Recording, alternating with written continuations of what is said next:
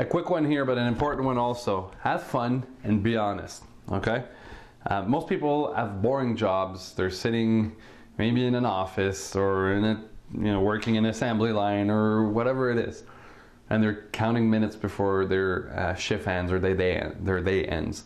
We're lucky enough in the restaurant industry to work in a passionate, fun, exciting environment.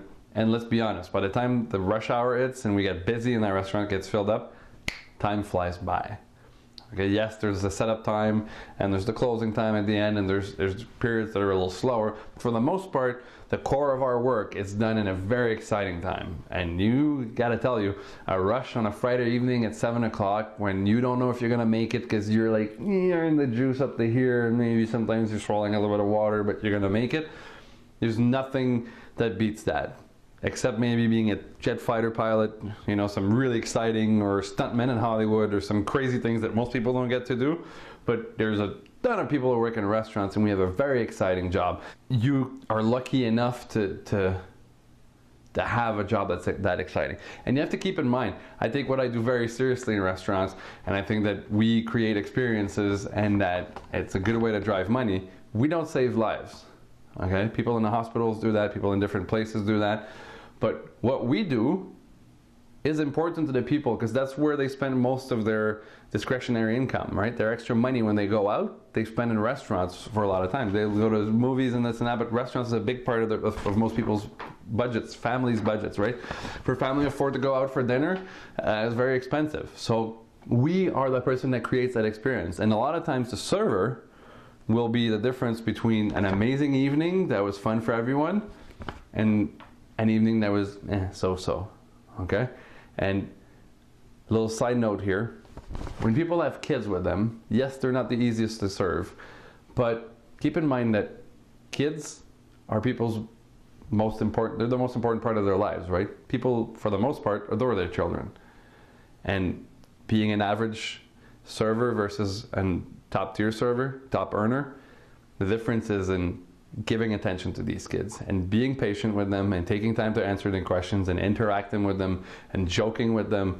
And whether you're in fast food or or family restaurant or even fine dining, if you get someone that shows up in fine dining, most servers will just be kind of try to ignore it, just deal with the parents. And if you take time to interact with that kid, joke with them, check if they like their food, if they're enjoying themselves, if you want to bring them a piece of bread, or whatever you can do to build rapport with that kid above the parent. I've had many comments from parents saying, thank you for treating my child like a human, treating my child like a guest, and making me feel welcome, and you've helped ease the situation. So take time to build rapport with those kids. That's something that's going to make you stand out definitely as a server, because most people kids are annoying, they run everywhere. Great, not the easiest people to serve, but that's part of the business, it's part of the job. Also, having fun, being honest. Are you a good salesperson? We've talked about tips and different ways of doing it. Why would you want to be a better salesperson? Well, there's 3 reasons mainly. First of all, you'll drive more sales. You'll make the owner or the manager more money. So they'll like that, right? Raise the average check, make the people that are sitting in your section spend more money than they would have. Good reason to become a good salesman. And that comes from guiding the conversation, knowing your products, the product knowledge, and being in control of that service, and being confident in it and being likable. Okay, so that's one way that you can become a good salesperson. Offer stuff. You don't have to hit 10 out of 10. You're offering things, you're offering different things, you're suggesting different things. You can suggest 15 things to one table and they'll take 1 or 2. Cool. If you hadn't suggested anything, maybe they wouldn't have taken those 2 things. 2 items at $5, $6, $7 each. It's $10, $12, $13, $14 per table. Okay? If you take that over 10 tables, you do the math, you're making an extra 10, 15 bucks, you're talking maybe $100 a week, making more sales for the owner, making your owner happy. Like I just said, driving your sales, hence people tend to tip on what the bill is. Yes, there's some people that are cheap. Don't get me started on that. Most people will tip you properly.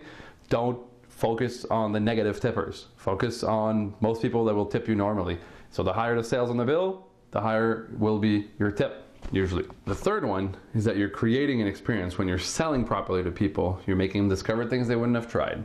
You're making them try things they might have been afraid to try, didn't know existed. The description of the menu wasn't enticing to them, but you made it, you're creating a better experience for these people. Okay, so take time to make suggestions and be a better salesman in the restaurant. Build better relationships with your guests. Find links with them. Whatever they tell you.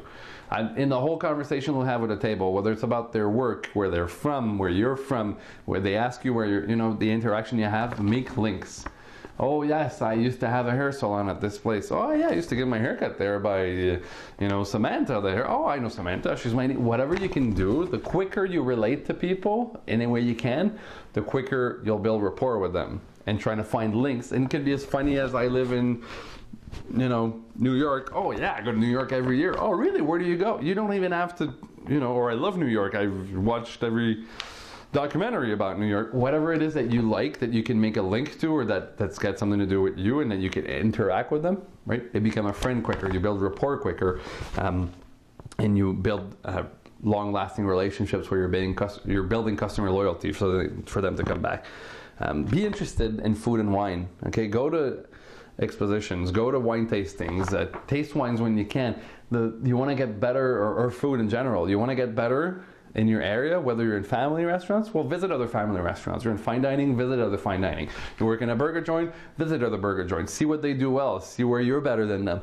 But find out stuff, read about it. There's magazines, there's so much stuff on the internet, there's videos, find information about what you work with that makes you more relatable, that makes you more knowledgeable. It's not just about the menu where you work, or the wine list, or the beer list where you work, but about the business in general. The more knowledgeable you are, the more you'll become an asset to your boss and an asset to the guest that you're serving. Okay? And be real and honest. I've mentioned that before. If you want to build rapport, the more honest, the more real you are. People smell your bullshit a mile away. Okay? If you think that you're clever because you're a server in a restaurant and you're cool and you're making money and you're blah blah, okay? People won't tell you, they won't call your bullshit because they don't want to be offensive, they don't want to get into a situation with you, they just want to have their food and move on if you're going to be not so enjoyable person. You're not fooling anyone but yourself when you're trying to put something over people. Okay, sometimes you'll walk away thinking, and I see that all the time, servers thinking, oh, I'm so cool, they didn't see anything about that, I made fun of them, or I bullshitted them some story about a product we didn't have. And don't try to fool people, okay? They'll read you a mile away. You will break that trust that you're trying to build with them. Okay, all the efforts you've put into everything else, if you're BSing them or trying to make fun of them or not being real with them or telling them stories about why the food, or you forget, if you forget something, tell them. If you be straightforward with them, tell them you're trying to fix the problem and take action on that, okay?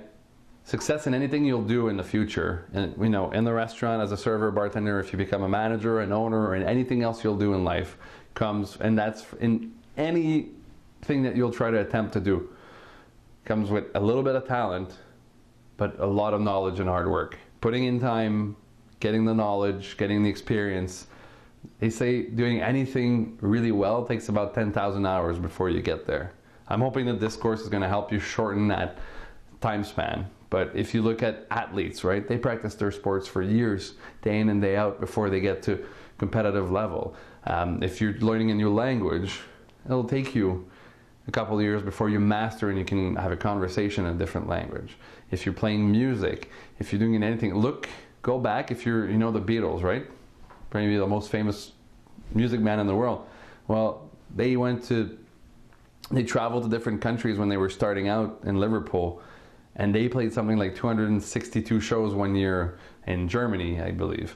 But they put in, thousands of hours playing shows that lasted 5-6 hours. The first shows were horrible, but as they played, they got to know each other. They got better. They got to know what kind of set list the people wanted to hear and how to interact with the crowd. And when they came back and they got a record deal and they started making it big, they were ready because they'd put in the time.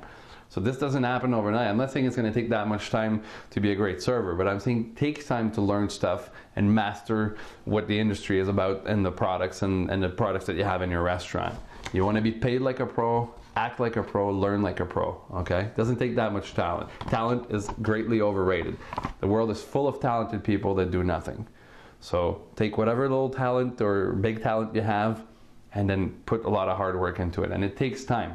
before to build, right? If you go apply this and you think that next week you're going to be doubling your tips and doubling your sales and getting the best sections, it will take months, okay? It'll take a couple of weeks before you start driving sales and making more money, and a couple of weeks or months before the owner you work for noticed that, oh my God, this guy's turning into a superstar, or this girl is becoming really coming out of her shelf and getting better, right? Things don't happen overnight. It might take a month or 2 or 3, but in 2-3 months down the line, if you start doubling the money you're making, that'll make a big difference in the year to come, okay? So be patient when you work on something and give it a little bit of time to get some results.